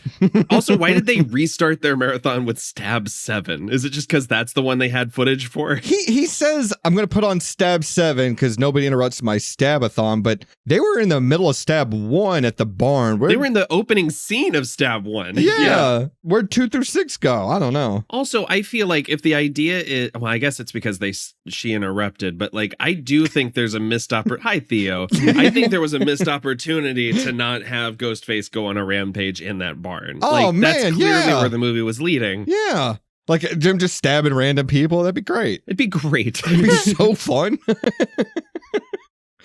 But Kirby and Sydney end up together in a room, and when Charlie asks to be let in, they refuse to let him in because he's got blood on his hands, and he's like, oh no, it's not me. I just found Robbie like this. It's Peter from Black Christmas all over again. Yep. He's been screaming at Kirby to have an abortion this entire movie. It just doesn't work out. Jesus. And he might be Santa Claus. We don't know. But this time they do have mobile phones. They do. Yeah, they got wireless. And they were roommates. They were roommates. And then Ghostface, just shows up, ties up Charlie, much like Drew Barrymore's boyfriend at the beginning of the first movie. And this is where we have to have the obligatory trivia scene of Ghostface quizzing whoever they're talking to on the phone, and in this case it's Kirby. And she's wrong. Yeah. Jason's weapon is, she says it's a machete, and I'm like, no. I mean, he does, but like he also uses like a weed whacker, a harpoon gun, cryogenically freezes someone's head. That would be like if they're like, what's Michael Myers' weapon? He says, well, it's a gun that he doesn't shoot, but he does stab somebody with. Yeah, his thumb. Okay, now I want a slasher movie with all he uses is his thumb. I mean, it's just, he only does that the one time in Halloween 4, and I'm just like, that thumb is hardcore. Like, you're not going to use that again? I want him to stab that nurse in Halloween 2 where he lifts her up off the ground, but it's just his thumb. And then when she falls down, it's like he's giving Rory a thumbs up. Thumbs up. I want that. The reddest thumb, the devil's thumb. Oh, the devil's thumb. I don't like where he's going to put that. I also want to say, right before this happens, like you said, Kirby and what's Rory Culkin's character's name again? Charlie. They start to kiss, and Trevor comes in and is just like, oh man, I love this part of the movie. And Ashley goes, the beginning? Like the opening scene. That's my favorite part of any movie is when it starts. I know it's happening. So you love this fucking movie then, because it starts like 8 times. Yeah. I know. I'm like, man, it's a treat. What did you say, Mally? It's the reverse Return of the King? It's the reverse Return of the King. It's the exit of the king. It's the intro of the king. So I know it because they're trying to remake the original, but they're not. How long were those lights out for him to get tied up? I don't know. You know, because the lights go out for like a second, and then now all of a sudden he's tied up. That means they were in that room for quite a while. I don't know. And I do think the bit that we heard in the trailer where the killer just says in the remake of which horror franchise, and then she just starts she lists like 30 remakes in a row, all of which came out within like 5 years of this movie, I think is actually a genuinely good bit. Yeah. I was like, oh yeah, things were bleak at this point, huh? It's funny, but like if I'm in that chair and you're on the phone, I'm like, let him finish the question before you know how these things turn out. Sure. But yeah, she gets off the phone, she runs outside, she unties him, and oops, turns out he's one of the Ghostface because he stabs her here. Yeah. And he's a fucking incel. I know. And that's coming from someone married to me. Well, you're famously not an incel, right? That's the whole thing. Nice guy. But it's so weird because, like, He's like hitting on Kirby the entire movie, and at the end he's like, "Oh, now you want to hit on me back? No need. I'm with Emma Roberts now." And I'm like, sure. What is this character? I don't understand. Greatest actor of all time, Emma Roberts. It's your Mount Rushmore, one of one, right? I do enjoy. Yeah, that's right. It's less fun when you feed into the bit. Fair enough.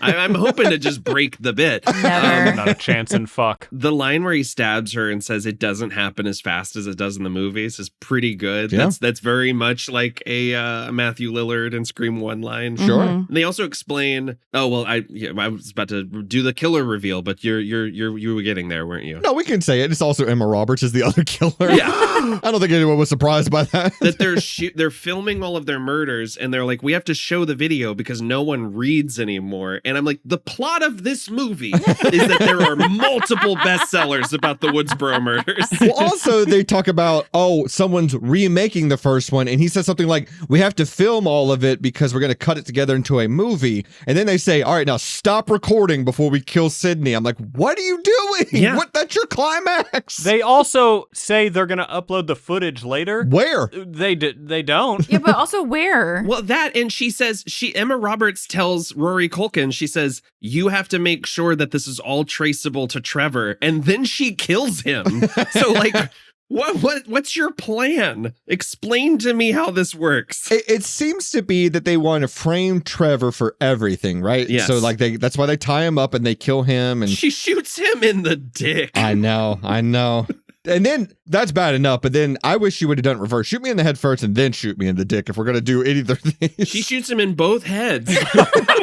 God damn it. Come on. She does. Yeah, anyway, this plan makes no fucking sense, basically. No. But the scene of her staging everything, I think is very fun. The best part of the movie to me.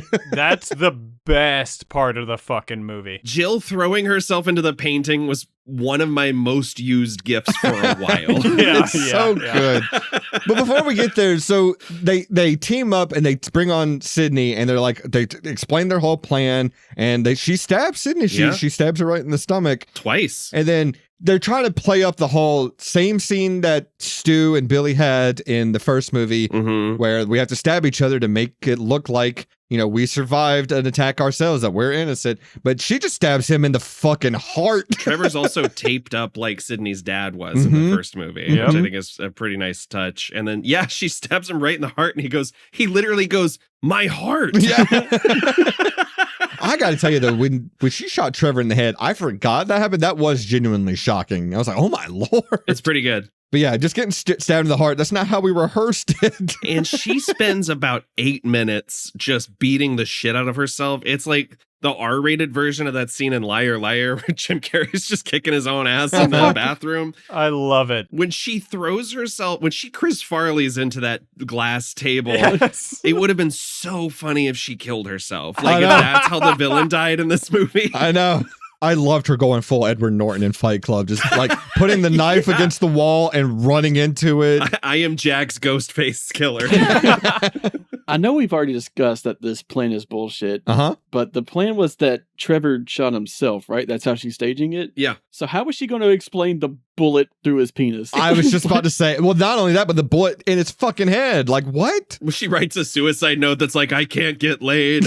I have to kill myself. They very clearly drag him across, and you see the massive blood stain. It's like, how do you explain that then? And that tells you the man was hard when he was killed. Like, there was so much blood in his penis.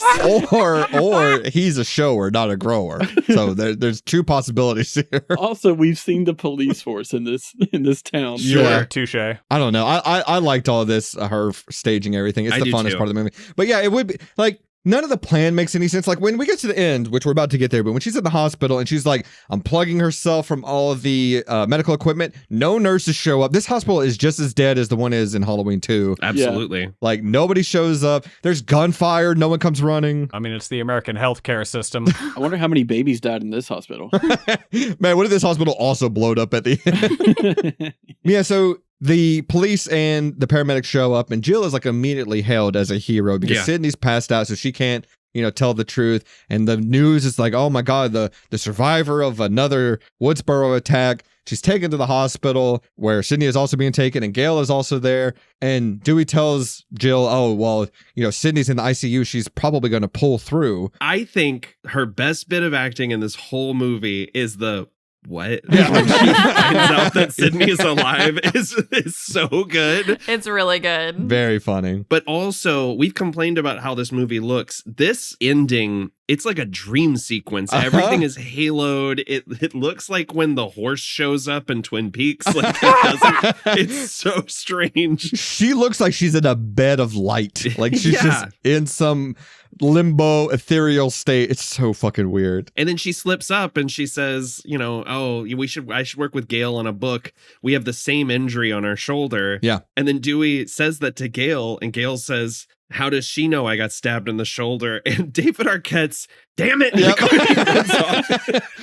And that is probably his best performance in the movie, it's a good little turn. It is. But it also is like, again, the characters think they're so much more intelligent than they really are. Right. And it's not necessarily fun as an audience member to watch them just slip up. Yeah. Like, she doesn't check if Sydney's dead before she does all the shit to herself. She slips up telling Dewey this stuff. Like, I would almost like it to be either one or the other. Either they're so smart and like Dewey's good police work is actually what uncovers it. Yeah. Or, like you said, like they're just so dumb. They're constantly tripping over their own dicks and stuff that like they accidentally succeed almost in their plan. That's kind of the best thing about Dewey in the earlier movies is he's trying really hard to be a good cop. Mm-hmm. And there's like a sense of like, good for you, man. Whenever he puts something together, you can, he's such a sweet dum-dum that you're so excited for him when he's a good cop. Mm-hmm. And there's just not a whole lot of that. He's barely in this movie, I feel like. Yeah. I would also like to mention once more,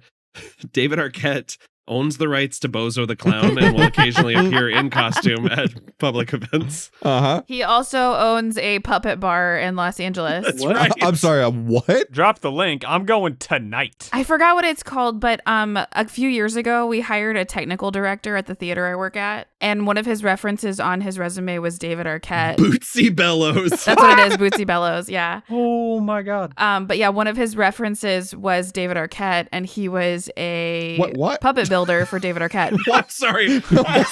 There's a photo of Drake and Mick Jagger at David Arquette's puppet bar, and my head can't handle it. I have to ask a question that maybe seems obvious, but I'm just dumb. Yeah.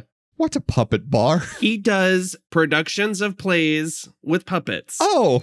Wasn't there an episode of Freedom? Yes, there's an episode of Freedom where Lauren Lapkus talks about doing a version of Little Shop with puppets. Yeah. And that was David Arquette's bar that put that on. Yeah. What is David Arquette's problem? I gotta ask, what's his fucking problem? He's fucking great. He's doing everything right. What the fuck are you talking about? He's got a puppet bar. He was a wrestler. He's got the rights to Bozo the Clown. He's friends with Jenny Lewis. Like, he's kind of living my life that I want. We talked with his assistant as a reference for the technical director that worked at my theater. That's right. Interesting. What the fuck? There he is. There's his little puppets. Okay. Just a true Renaissance man. Uh-huh. He's an accredited Bob Ross instructor. Like, he teaches painting lessons when he's on a set. What a guy. I love him so much. The reviews for that place, though, are terrible. Are they really? Yeah, they're so bad. God. Well, because the servers put their hands up your ass and like control you to drink the drinks, right? Oh my God. With their thumbs. Yeah. With their thumbs, right? The devil's thumb. The devil's thumb. So Jill says, well, I got to go kill Sydney, I guess. So she goes to her hospital bed. She starts trying to strangle her. There's a brutal girl fight that ends with Jill stealing Dewey's gun as he runs in to try and help. I'm sorry, the term girl fight is really funny. It's a brutal girl fight, I should say. Ooh, girl fight. And it's weird for me because it's just two women that look exactly alike fighting one another. Yeah. And then another woman shows up, and then another woman shows up, and I'm like, I can't tell any of these women apart. Sure. All of them were in The Leftovers. It's really so weird. The entire cast of The Leftovers comes in. Yes. So Christopher Eccleston's in the corner. God, he's in the Renaissance era punishment thing where God, have you even seen, do you know what I'm talking about in season 2 where he's naked in the little I do. Yeah. Ashley has not watched The Leftovers. Okay, okay. That should be our next show, babe. Okay. If you want to be depressed. I love being depressed. She married me. But yeah, Dewey gets beat with a bedpan a couple of times, which is very funny. Yes. I mean, it's good to not see him getting stabbed 1,000 times. True. I know. Yeah. Well, wait for the next movie, and you'll get your answer for that. Why would you make me sad like that? Yeah, where Mikey Madison lifts him off the ground. Are you shitting me? Love that. Love it. God damn it. Gets impaled by a Nora. Usually you have to pay for that. I love that movie just because of how she dies. It is the exact same way she dies in Once Upon a Time in Hollywood. That's so Isn't that funny. insane? Yeah. Yeah, but Judy shows up. She gets shot, and she falls behind a hospital bed. Yeah. And Jill is about to shoot Gale, but Sydney uses a fucking defibrillator to shock Jill in the fucking head, which It's good. is so crazy. I like it. I like it a lot. I like it too. I love it. I love that Gail Weathers gets like a yippee-ki-yay motherfucker moment where she says clear. Yeah. Can I have one final word? What's that, please? No, clear. And then, her head is just steaming. It's very funny. Yeah. God. And then Marley Shelton gets, I think, the worst bit of comedy in the movie next to Fuck Bruce Willis, where she gets up, reveals her bulletproof vest, says, wear the vest, save your chest, and then does like a Jim Carrey-esque pratfall. Yes. Yeah.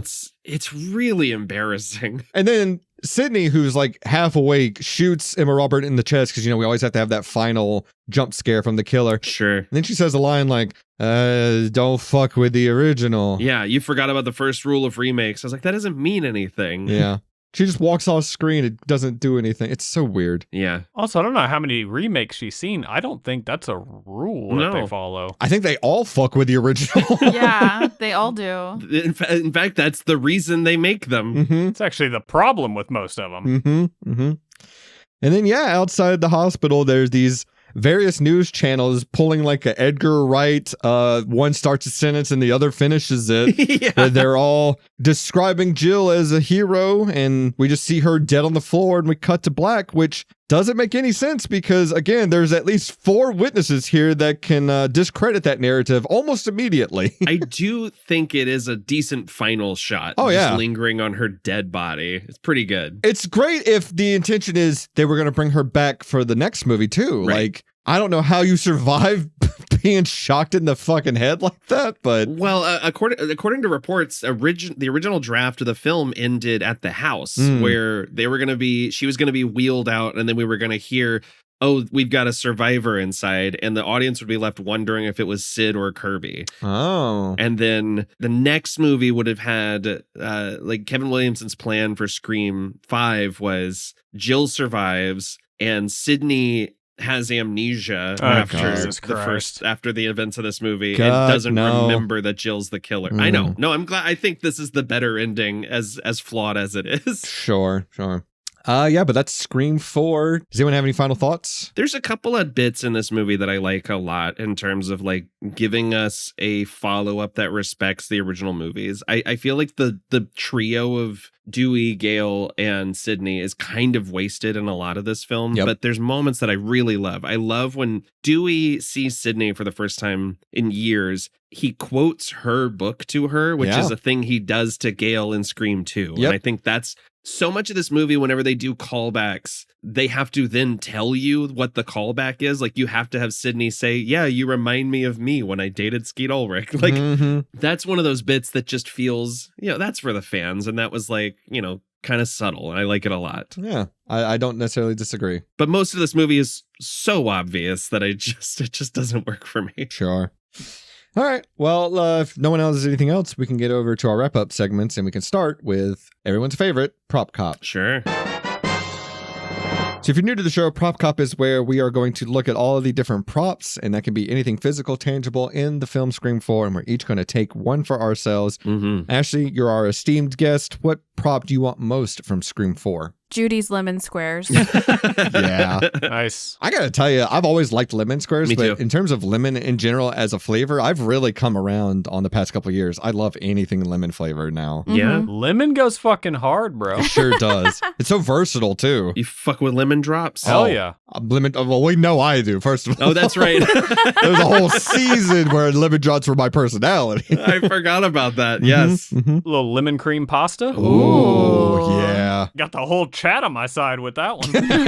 We just did a production of A Midsummer Night's Dream where we handed out lemon drop shots during the performance. Oh, shit. I drank one with the audience, and the first night they were supposed to give me a small shot. They gave me like a full thing, and it like went down the front of my costume. It was a good show. It was a good performance. I gotta fly out and see a show sometime, Nathan. You should, buddy. We do good shows. It's so good. Is heckling allowed? No. Well, it turns out if I'm in a certain show later this year, maybe. Oh, sure. Copy that. Hasn't been announced yet. I'll tell you off air.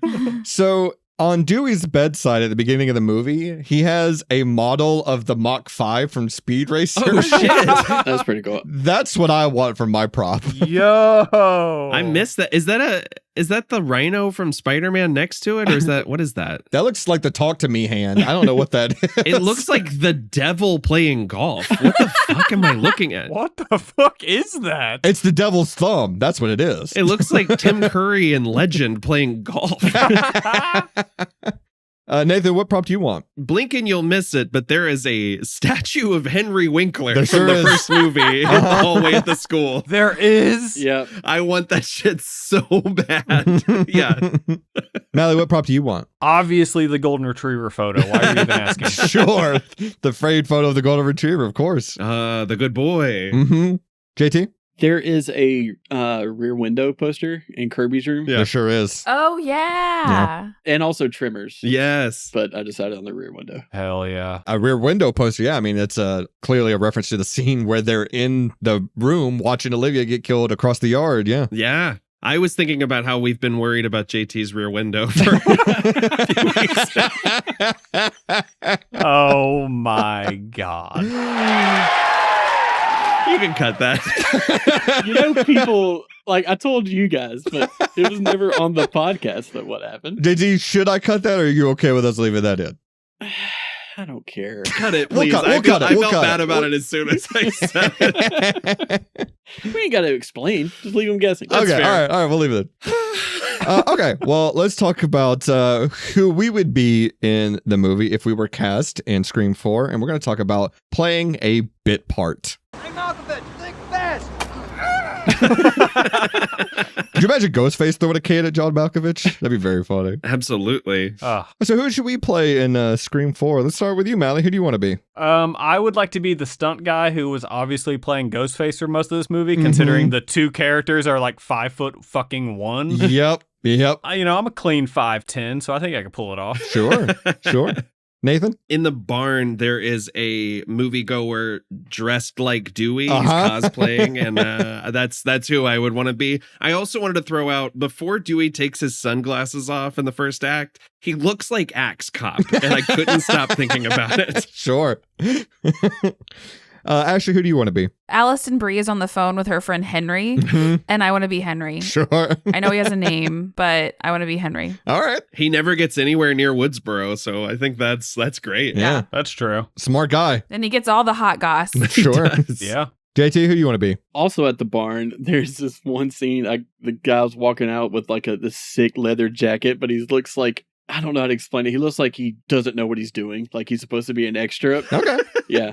I didn't have anyone specific, so you could just put me in that police precinct, and I just want a lemon square. That's all I want. Just make me someone eating a lemon square. I've got one for you. Oh, please send it over. Did you guys notice that there is like a dummy of Rose McGowan stuck in the garage, in the pet door in the barn?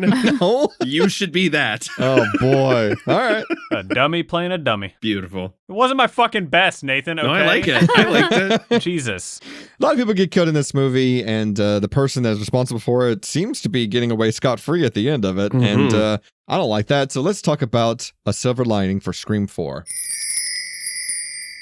Any takers to go first? I'll go. Okay. Dewey and Gale worked out whatever was wrong with them.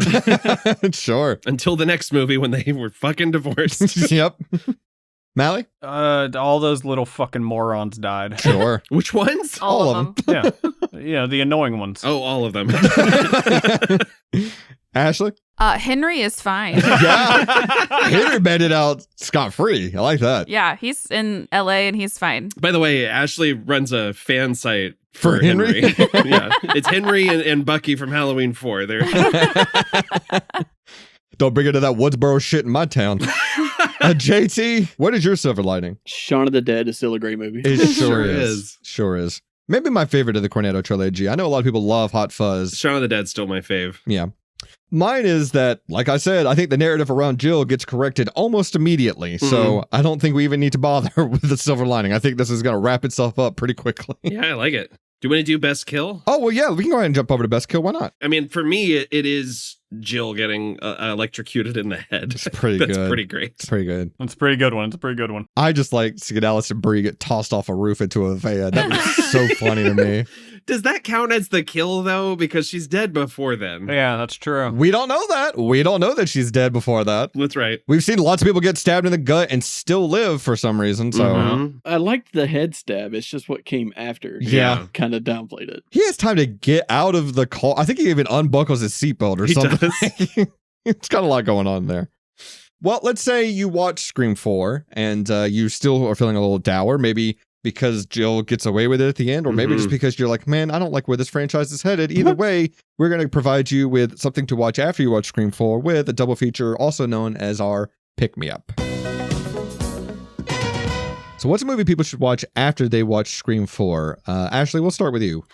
Seeing Adam Brody in the movie for like 3 seconds made me want to watch the OC. So I just picked the OC. Specifically, the Rooney episode, right? The best episode of the OC. Oh, yeah, where they go see Rooney. Yeah, it's the best episode. Fantastic. Nathan? I kept thinking about a requel that ticked every box for me. 2025's The Naked Gun. Hell yeah. I would absolutely fire up after this one. The hardest I laughed at the theater last year. I loved it. It's very funny. Oh, 100%. Mally, what are you watching? This movie kind of, talks a little shit on the 90s. So I'm going to go with one of my favorite 90s comedies, Varsity Blues. Hell yeah. Okay. And, bless up, big bless to our boy Vanderbeek. Yeah. Rest in peace. I'm sorry. I'm going to start saying bless up, big bless. I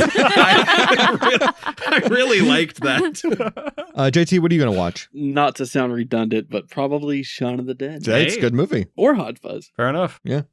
I originally went with Bambi because Kirby said that was her favorite horror movie, and I thought that was very funny. I love Bambi. But I'm actually going to go with another movie about another dysfunctional family, and I'm sure I've suggested it before, but it just made me think of this movie afterwards. I'm going to watch the original Knives Out. Yeah. I don't think we've talked about it. How do you guys feel about Wake Up Dead Man? I enjoyed it. I have not yet seen it. Okay. Ashley has tried to watch Knives Out, 4 separate times? 4 times. You just can't hang with it. Yeah, I fall asleep or I stop for some reason. I don't know. She's given it a shot. It's just not for her. I like Dead Man. I think it's better than Glass Onion, but I still think the first one is my favorite. So do not care for Glass Onion, but I do love Knives Out. Yeah. Knives Out's the only one I have seen. Oh, man, you got to at least see Wake Up Dead Man. It's very fun. It is fun. It's very funny how much you like a movie named after a Radiohead song, considering I think that's your least favorite band in the world. It's up there. They're up there. Yeah. Baffling. What did you say? I tried to listen to In Rainbows and it's all just beat boops. It's all a bunch of xylophones and beat boops. And I was like, get the fuck out of here. Anyway, it made me genuinely mad, but very funny. I think my text to you was, I think anyone who says they like Radiohead is faking it. I think is what I said to you. That album is very important to me. You are entitled to your own opinion, but also... Yeah, I was like, I love that fucking album. Same. I don't dislike people liking Radiohead. You can like what you like. I just think you're full of shit. So anyway. Is it like the lady blindness thing where you listen to Radiohead and you think you're listening to Travis or Coldplay instead? Maybe I was actually listening to a Coldplay song and I didn't realize it. That's probably what it was. You thought Yellow was all of In Rainbows. Mm-hmm. Well, the yellow's part of the rainbow. I met someone once that told me they didn't like Radiohead because they just sounded like a Muse ripoff band. I have to go.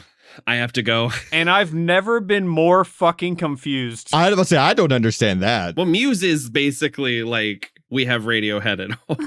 Well, if we're going based off of JT's movie club, I will say both of them are bands as far as I could tell. So they do have that in common. They are bands. You can hear them. Mm-hmm. And by the way, we'll be talking about Muse with this guest later this season. Yeah, we will. That's good rock and roll music. So do we recommend Scream 4? Do we? No. Oh, I'm here for it. I don't. No. I think this is a very boring and paint by numbers movie. I don't think I'll revisit it anytime soon. I'll throw on Scream 1 or 2 literally any time and have a good time. Yeah. This one, I'll probably wait another decade before I try to watch it again. No, I think it's, like I said, very paint by numbers, which is ironic considering it's a meta movie about horror movie tropes, and yet it's still, you can't comment on the thing and then do the thing like full faced, like without any sense of, like it's just, I don't know. It doesn't work for me. I'd rather watch something like The Cabin in the Woods that I feel like really was the next Scream. Same year as this. Yeah. So good. I'd rather watch that. And is there any other franchise where you could truly just rank the movies in order of release? I mean, I'd probably flip-flop 5 and 6, but otherwise it's 1, 2, 3, 4, 6, 5 for me, I think. All right. I might put 6 over this one, actually. Well, I will say, since, again, Scream is not the franchise for me, that I don't have like this kind of standoffish nature with 5 and 6 as a lot of Scream fans do. So That's for me, fair. it would be 1, 5, 6, or even 6, 5, 2, 3, 4. Wow. Okay. Yeah.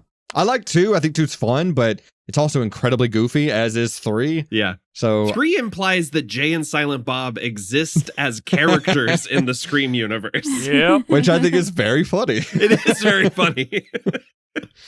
All right. Well, thank you so much for listening, everyone. If you haven't already, please subscribe, rate, and leave feedback wherever you're listening to us right now. You can also follow us on social media, Blue Sky, Instagram, TikTok, and Lemonade. We also have a subreddit, reddit.com/r/Silver Linings Playlist, a website as well with all that information and more, TSLPpodcast.com. You can get in touch with us there using the Contact Us form, or you can email us directly at the silverliningsplaylist@gmail.com. You can join our free Discord where we are all there, our fans are there, and some past guests. We all come to hang out and discuss things. Yeah. And lastly, check out our Patreon if you want more of the show and episodes released early. Patreon.com/Silver Linings Playlist, where this week we have released our 3rd episode in our Bro Cops miniseries talking about RoboCop 3. Oh, God. Yeah. We fucked up. We haven't watched as of this recording, but I can tell you we made a mistake. Ashley's loving that RoboCop is like my thing now. Yeah, it's my fave. Well, Ashley, thank you so much for coming on. Do you have anything you want to plug at the moment? No, I'm retired. Oh, okay. Congrats. Congrats. Is there any plays coming up that you guys are doing? Yeah, come see a play at Pensacola Little Theater. Come see a play at Pensacola Little Theater. No, actually, I don't have anything coming up. Okay. I'm taking a little break. Mm-hmm. So I'm just here for the fun. Hell yeah. Right on. Being married to me is a full-time job. She had to retire for this. I got my hands full with Nathan and how much he loves Emma Roberts. Shut up. Missed opportunity to not, you know how like couples that are engaged when they're getting married, they'll send out like letters to corporations, be like, hey, we're getting married. Can we get like some swag or something? Or Yeah. like, Yeah. should have invited Emma Roberts to your wedding. That's the missed opportunity. We should have. Yeah. Yeah, what is she up to? She probably could have come. She probably got nothing going on. She could have walked me down the aisle. Should we invite her to our next play? We should. Please. Do it. Okay. She genuinely seems like she may actually come. Like, I will say that. What? Why are you looking at me like that, Nathan? No, so Ashley, so peek behind the curtain. One of the things that Ashley does every day is rewatch The Righteous Gemstones. Oh my God! Don't blow up my spot. You've rewatched. She's rewatched The Righteous Gemstones, I think 4 times within just the last like 3 months. It's Yeah. like it's her favorite TV series of all time. Listen, I have a lot of anxiety, and it helps. Okay. Sometimes you just need an 8-ball and $2 million. And every time that she gets to season 2 with, or is it season 2 that has Eric Roberts, right? Oh, God. Or is it season 3? Yeah, season 2. So every time he's on screen, I'm like, his daughter is my favorite actor. Hey, you know what? Emma Roberts may not show up to your play, but Eric Roberts will appear in fucking anything. So That's true. Eric Roberts will show up if you pay him with a go-gurt. Oh, man. The only actor that's in both The Dark Knight and A Talking Cat. Yep. My favorite Roberts. An incredible filmography. Insane. Well, the last bit of business we have to do here is, Mally, you have to give us a clue for what we're going to be talking about in our next episode. Correct. Listen, hey, next week. Next episode. Not next week. We reignite my vendetta against Christianity. Perfect. I'm really looking forward to next week. I have not seen this movie yet, and I feel like it's like right up my alley. What is it? We can't tell you. I'm kidding. I saw it once when it came out, and I remember being like, oh, those last like 5 seconds were awesome. Oh boy. Okay. And I don't remember any of the other movie, but we'll see. Maybe I'll feel different. But I just remember being like, well, that ending rules, but I don't remember anything that happened in the 90 minutes beforehand. No, that tracks. Interesting. We'll see how we do. Well, thank you so much for listening, everybody. Rest in peace, Oatmeal. And of course, the great Wes Craven. And as always, wear the vest, save your titties. I mean, chest. Good. Sorry, Nathan, I'm thinking about them tits you got. We're full circle. Here they are, baby. A big fat juicy tit. Speaking of tits, I gotta show everybody what Mally's background on his phone is. It's me. Oh gosh. Looking like the Michelin Man in my outfit for the show. Yep. Just Leonard and Nimoy just on full display. Wow. How did you know that's what I call them? Oh, God. Beat me up, Nathan. Jesus. Got Scotty and Bones right here, baby.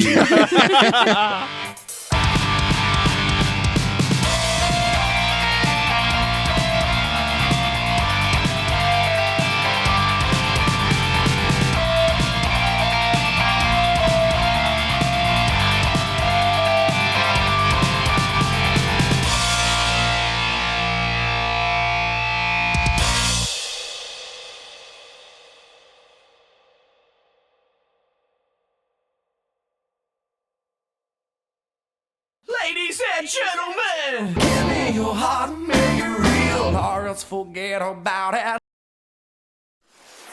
Hey, it's JT. Thanks for listening to the Silver Linings Playlist. We'll be back for another episode soon. But in the meantime, check out our Patreon for more. Link in the description below. See ya.